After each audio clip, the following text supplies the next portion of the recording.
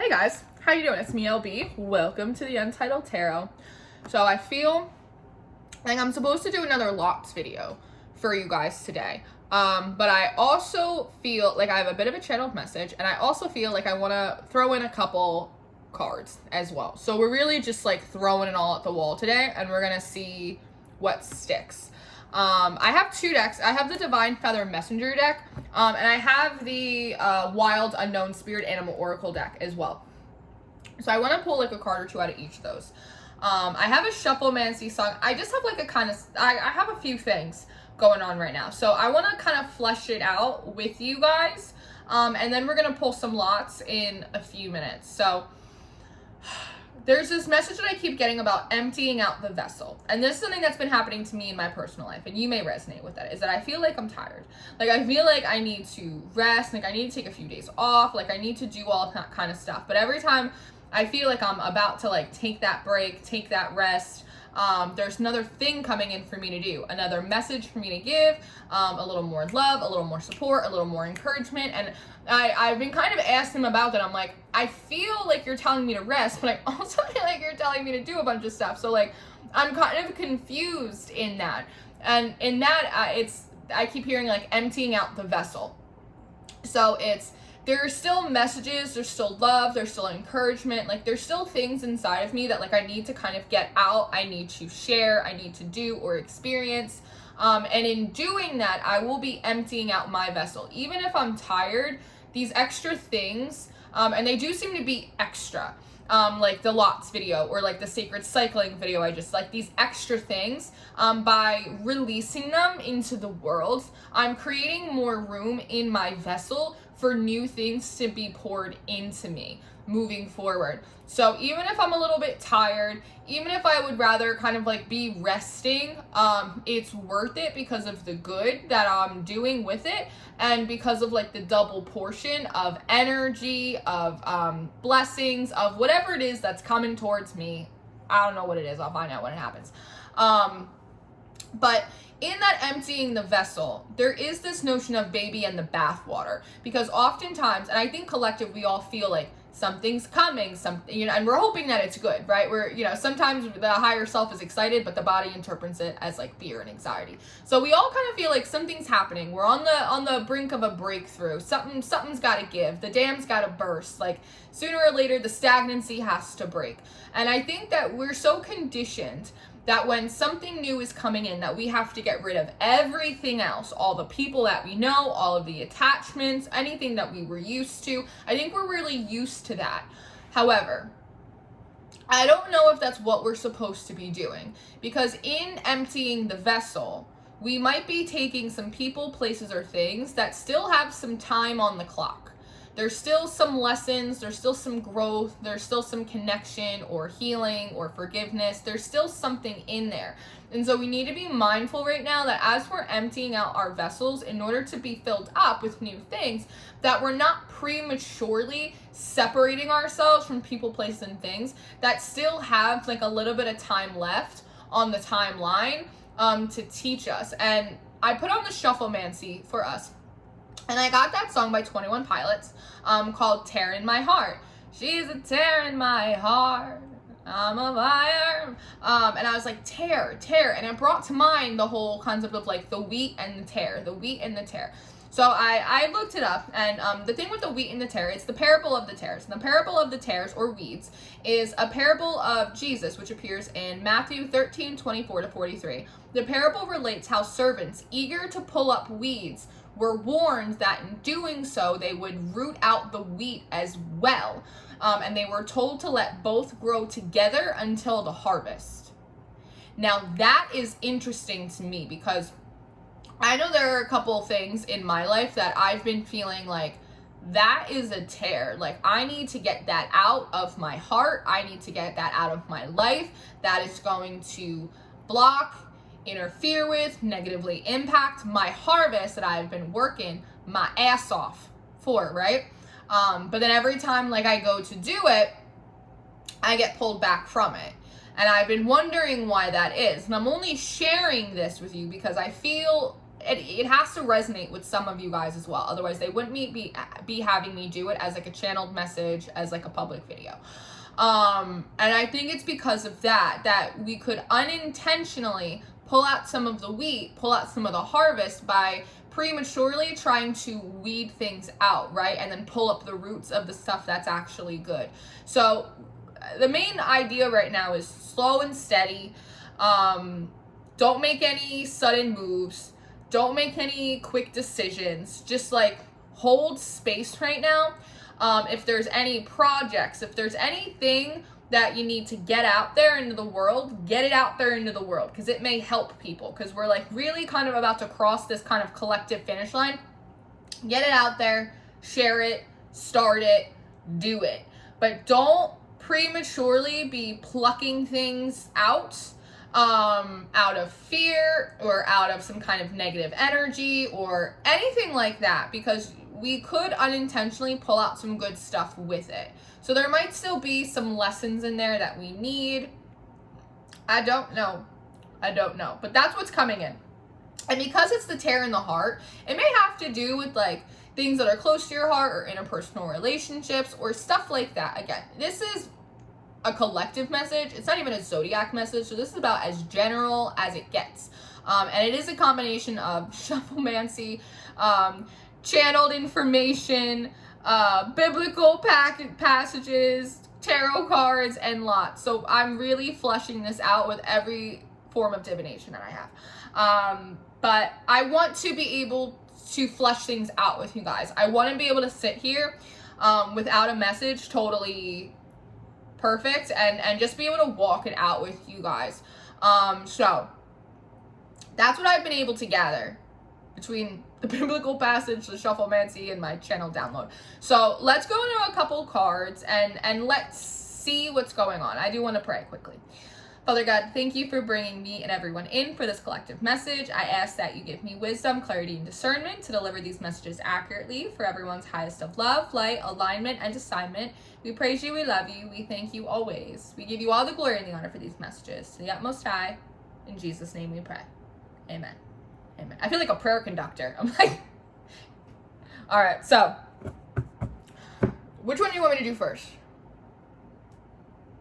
I have the woozies. I feel like Patrick from Rio Correct. So he's like, I have the woozies. I'm like, I have the woozies.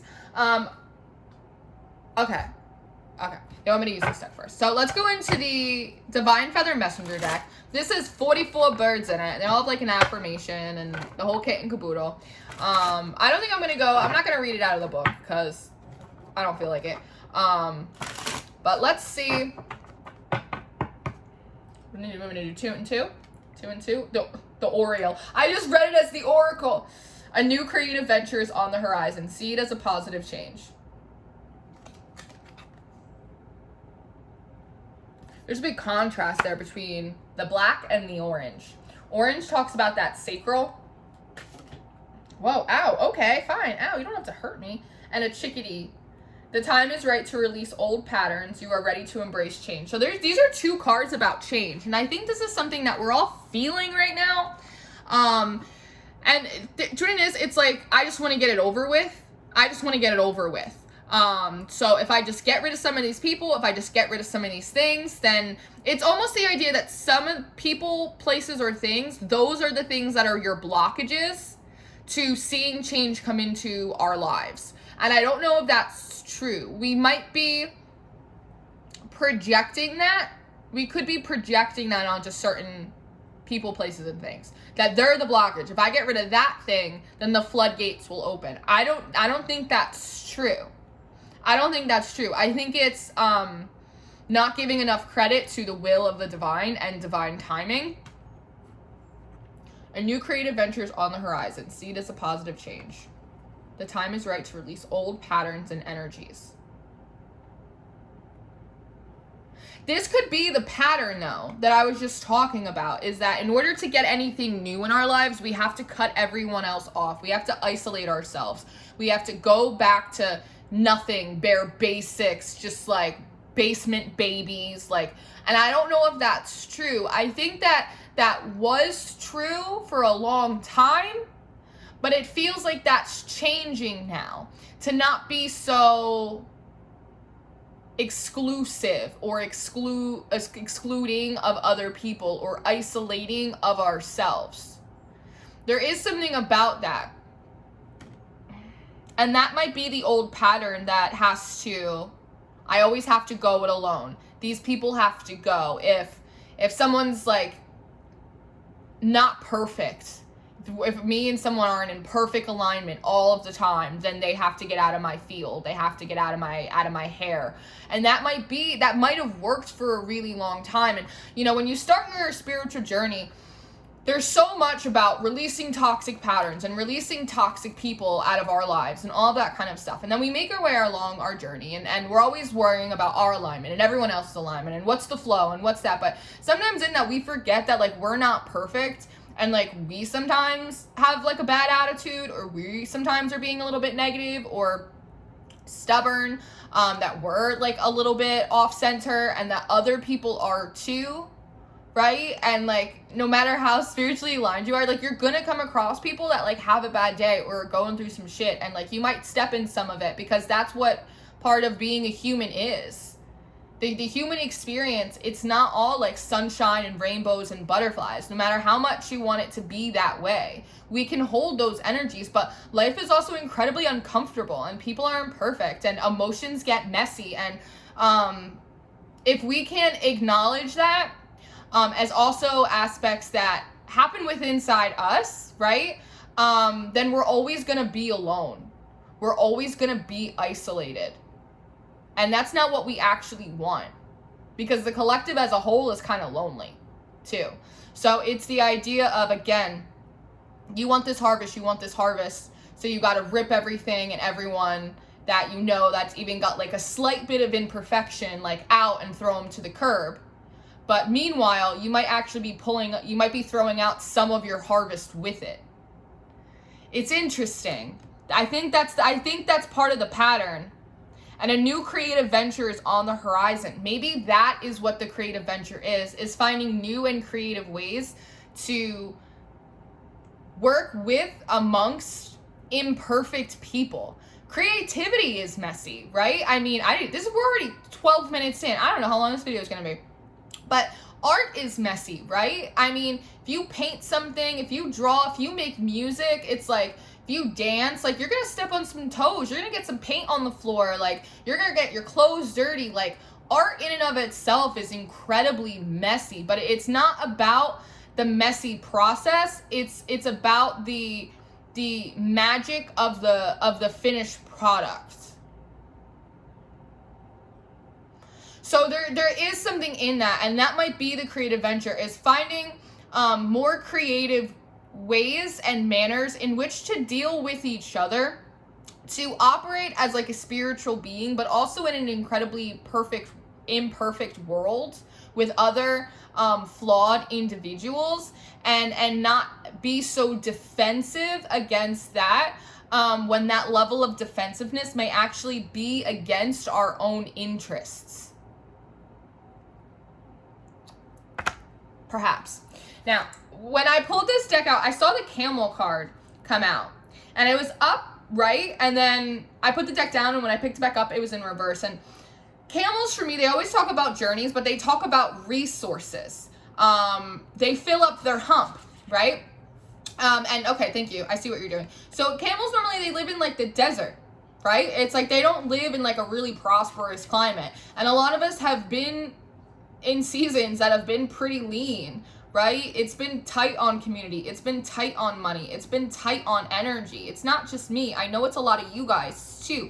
So it's the idea of being stingy with our resources, whether it's time, investment, money, energy, like whatever it is with other people, trying to stow it up in our hump. That I understand. I see what you're doing. Trying to stow it up in our hump because we feel change on the horizon. We feel like we're heading on to this new level of our journey. And so we don't want to give it to like other people, especially other people that we may perceive as not being like us, or being out of alignment, or being a little bit flawed, or whatever it is.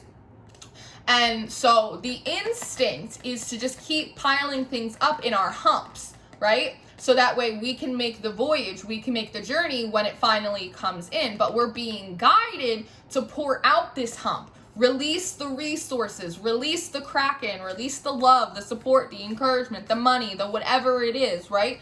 And that is counterintuitive to what our instinct is telling us. That is so interesting, right? And again, this is part of the pattern that when you are going on a long journey, your instinct is to hoard up your resources, that Four of Pentacles energy. But the guidance is to do the opposite. It's to actually unload it onto other people.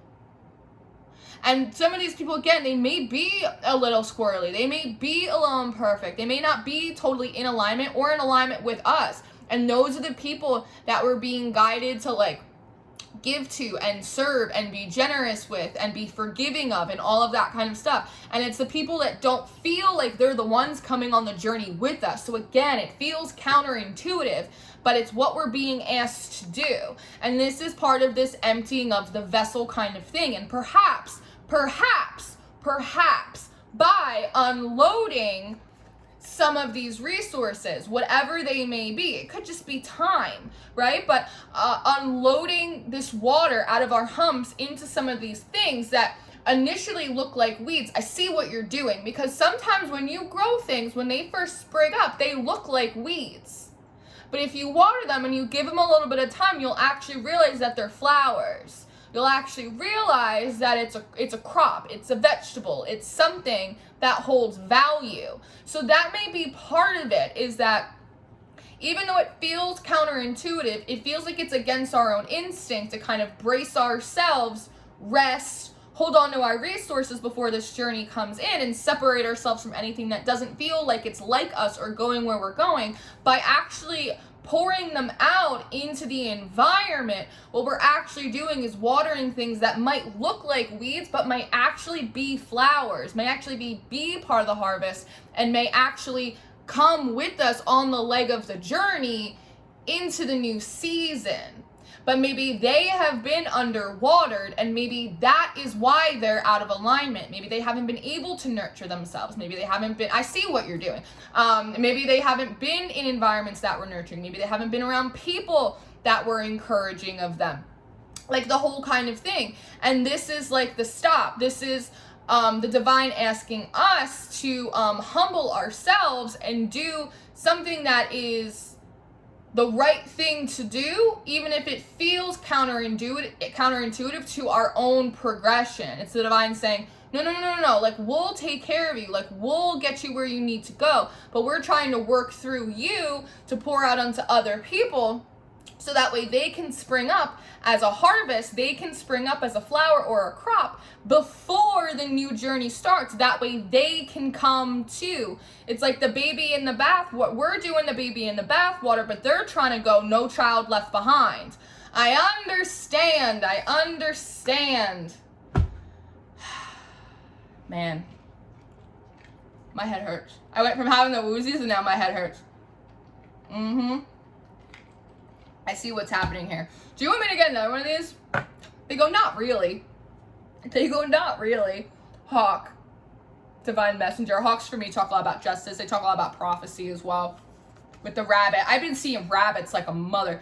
They talk a lot about fertility. It's almost like, it's interesting. It almost feels like this hawk is gonna grab this rabbit, right, fertility, and like drop it down with the crow underneath it. Something that's been foreseen before. It's been foreseen and it's been waited. It's been waited for. And it always feels like this crow is holding like this world. So it always, and the world talks about completion. So it always feels like a double message in here, a foreseen completion of a cycle with the bear, right? That's previously been being, wow, I was like, I'm going to get one card. I'm going to get a bunch of cards. That's previously, it's been in hibernation. Mouse, while the details of it have been getting worked out. Hyena, and the shadow work has been getting done with the snake in reverse, or no, it's upright. Oh, okay, Lauren. With the snake upright, the death, and to really do the death and rebirth process, because I'm also been pulling in this message about the shadow. Part of the shadow work is not, and this came up, whose reading was it? Was it it was Aries reading? It was an Aries reading, but it was in the extended for the Aries reading about how the shadow is trying to earn its wings. that as you elevate, as your gifts, your inner child gets healed, all that bullshit, like your shadow has to elevate too. Your shadow is trying to get its wings. Your shadow is trying to get its wings.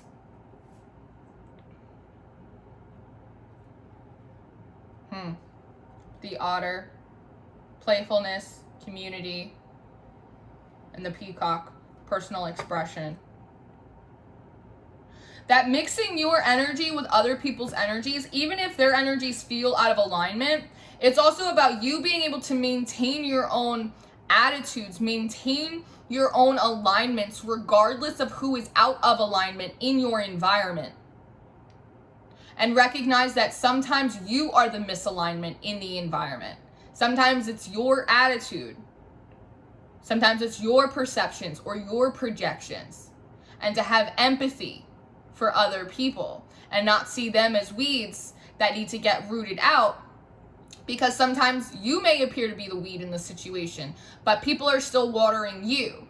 Again, we're trying to do the baby with the bathwater, but they're saying no child left behind.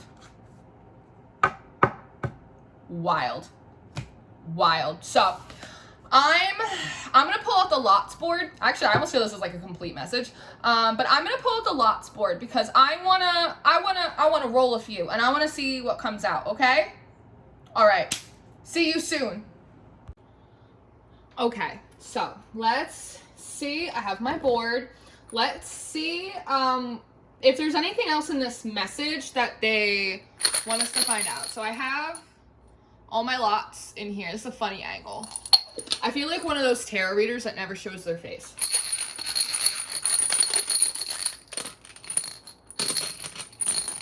Give it a good shuffle, a good shake.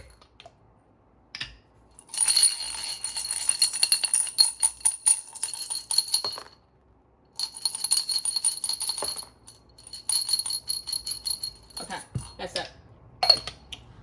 Let's see. Okay, so let's crack into this. So the first lot that fell out was this branch, right?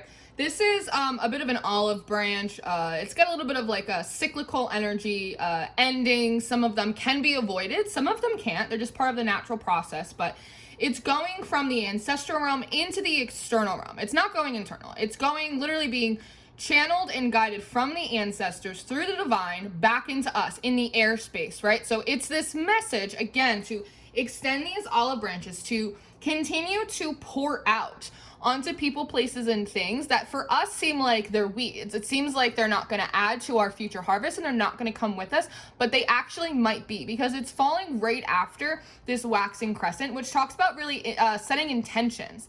So again, even though it feels counterintuitive to us, to continue to pour out, to take the action, to put in the fire realm, to put the energy into doing it.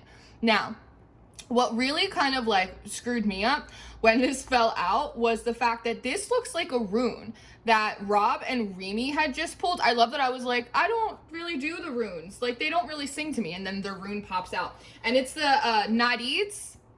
I think that's what it's called, Nadids.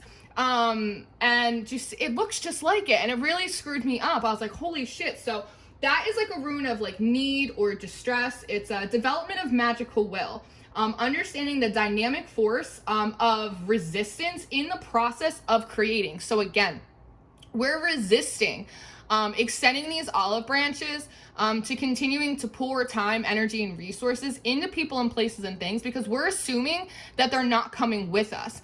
But part of this resistant process is actually forcing us into a higher caliber of Christ consciousness, of empathy, of love, forgiveness, extension of spirit, right? Being generous of spirit. And again, this is kind of piggybacking off of the lots that I pulled a few days ago about how our ancestors were not always able to extend olive branches in the way that we are now. And that is how we break generational patterns, no matter how far back you go. And so it really kind of stuck out to me that their rune had popped out. So go and watch their live stream that they did.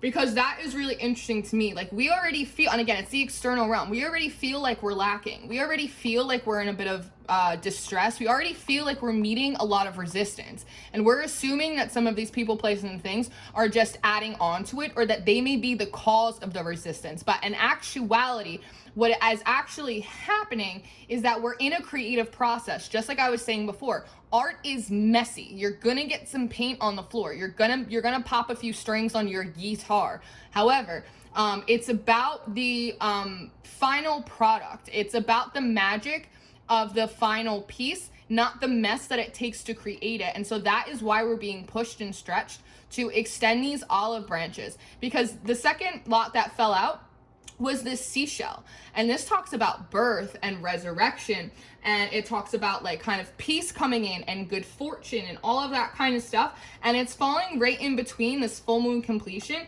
and this waning gibbets, which is refinement, and it's honing, and it's also falling within the pentacle realms as well. So that's really interesting. So it's like as if we are able to, again, humble ourselves and extend these olive branches and not allow any lack that we are experiencing, any resistance that we're experiencing, any need that we are experiencing to prevent us from being generous of heart, spirit, and resource with others, especially with people that we don't feel like are in alignment with us. Doing it anyway allows us to receive in the pentacles realm. And again, this is in the external. So this is physical. This is tangible. Good fortune to come in for us. Seashells are good luck omens, right?